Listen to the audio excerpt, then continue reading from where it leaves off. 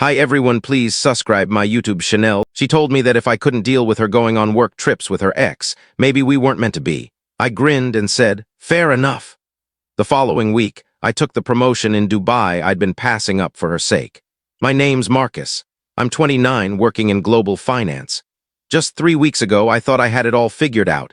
A great girlfriend, a solid career path in New York, and big plans for the future.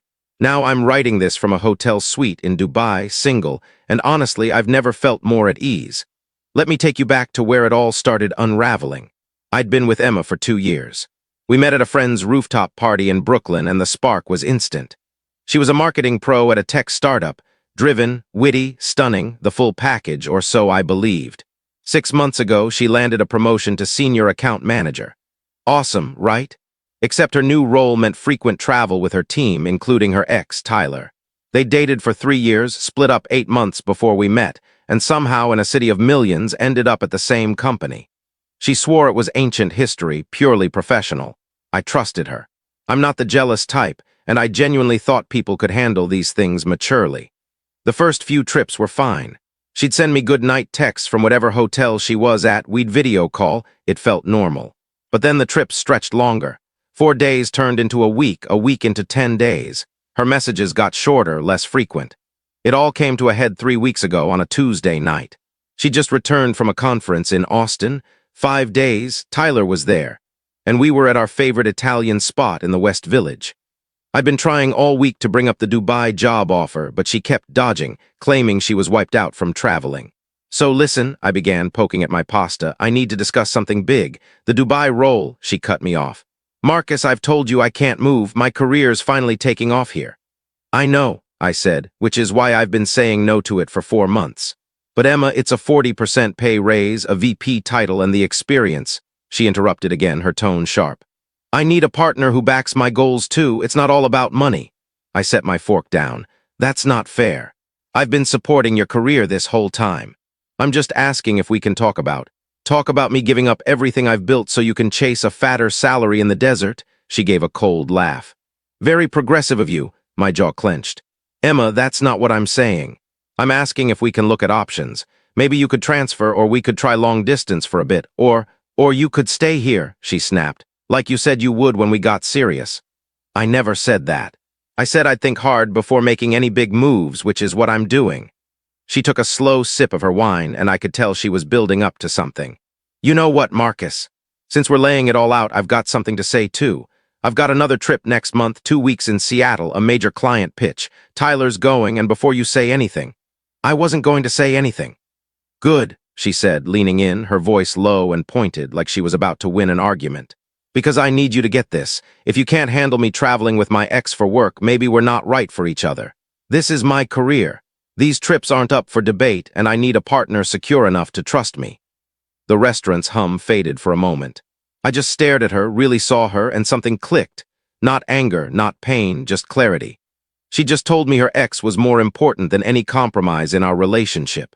She twisted feminism and trust to shut down a real conversation about my career and made me feel like I was the one being unreasonable. I smiled, not forced, genuine. Fair enough. She blinked, clearly expecting a fight. Fair enough, that's it. Yeah, I said, picking up my fork. You're right. If we're not right for each other, we're not right. Thanks for being upfront. Dinner was painfully awkward after that. She tried to walk it back, saying she didn't mean it like that, but I just nodded and kept eating. I paid the check, walked her home, kissed her cheek, and went back to my place. The next morning at 7 a.m., I called my boss.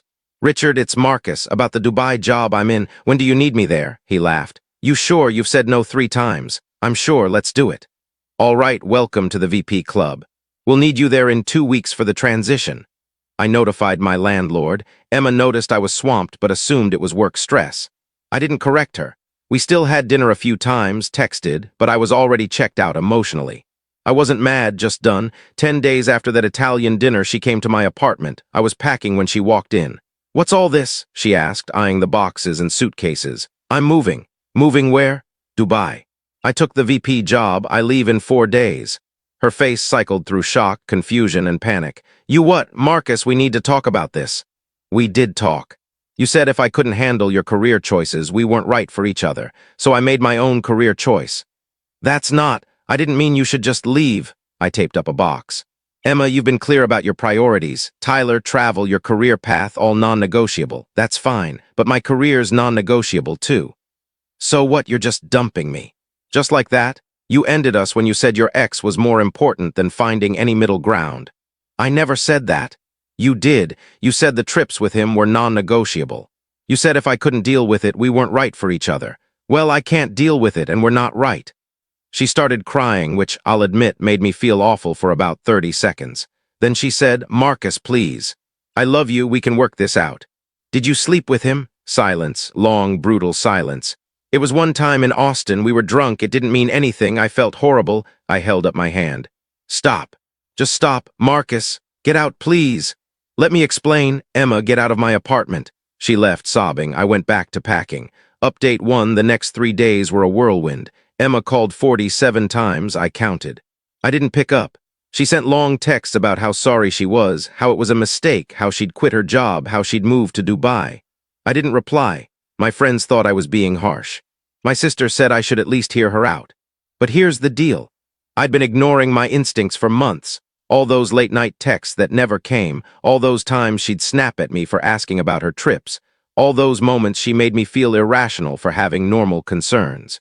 I wasn't being harsh. I was finally being wise. She somehow found out my flight details, probably from an Instagram story I forgot to hide. She called the morning of my flight. Marcus, please, I'm at JFK. I know you're leaving today, just talk to me for 5 minutes. I was in the Emirates lounge, sipping a whiskey pricier than our Italian dinner. Emma, there's nothing to say. There's everything to say. I love you. I messed up and I want to fix it. You made a choice. You chose him over me, over us, over any chance at compromise. And you know what? I'm grateful because now I get to choose. What does that mean? I took another sip, staring at the planes on the tarmac. It means I'm boarding business class to start my new life and you're not in it. Take care, Emma. I blocked her on everything. Then I snapped a photo of my boarding pass and the lounge view. You could see my plane, that sleek Emirates A380, and posted it to my Instagram story with the caption, New chapter, VP life in Dubai. Sometimes the best comeback is just living well. I didn't tag her or mention her, but I knew she'd see it. Honestly, I didn't care if she did. Update 2, I've been in Dubai for 2 weeks. The job's incredible, demanding, high pressure, exactly what I needed. My apartment overlooks the marina. I've got a company car, and I'm working with some of the sharpest minds in global finance. I should be wiped out, but I'm energized. Emma's reached out through mutual friends. One of them, Sarah, called yesterday. Marcus, I know you don't want to hear this, but Emma's a mess. She quit her job. She's barely leaving her place. Sarah, I appreciate you checking in, but I'm not responsible for Emma's choices anymore. She made a mistake. She made a choice. There's a difference. She chose to sleep with her ex, hide it, and then guilt-trip me about my career. That's not a mistake, that's who she is. Sarah paused. You're right, I'm sorry, I shouldn't have called. It's fine, I know you mean well. How are you doing? We talked about normal stuff, and it felt good to have a conversation that wasn't about Emma. I heard through the grapevine that Tyler and Emma aren't together. Turns out he's got a long-term girlfriend who also works at their company. The Austin thing was just a fling. She threw away our 2-year relationship for a drunken hookup with a guy who didn't even want her. I should feel smug, but I mostly just feel bad for her, not bad enough to reach out, but still. Final update, it's been 3 weeks total. I've gone on a few dates here, nothing serious, just coffee and chats. Dubai's expat scene is wild, full of professionals from all over. I'm not diving into anything, but it's nice to know there are other people out there. My boss pulled me aside yesterday, said I'm already surpassing expectations. There's talk of me heading the entire Middle East division in 18 months if I keep it up. That would have been unthinkable in New York, where I was stuck in a rut, passing up opportunities because I thought I was building a life with someone. I don't miss Emma, not exactly. It's more like thinking about a movie you used to love, then rewatching it and realizing it wasn't that great. She sent one last Instagram message before I blocked her there too. I hope Dubai gives you everything you wanted. I hope it was worth it. The thing is, it already has. Not just because the job's amazing or Dubai's incredible or I'm living some dream life. It's worth it because I finally put myself first. I stopped shrinking to fit someone who wouldn't even talk about compromise. I stopped ignoring warning signs because I was comfortable. I stopped letting someone make me feel unreasonable for having standards. Would I have preferred she didn't cheat? Sure. Would I have liked an honest conversation about our careers, finding a way forward together? Of course. But that's not what happened. She showed me who she was, and I finally listened. So yeah, Emma, it was worth it, every single mile.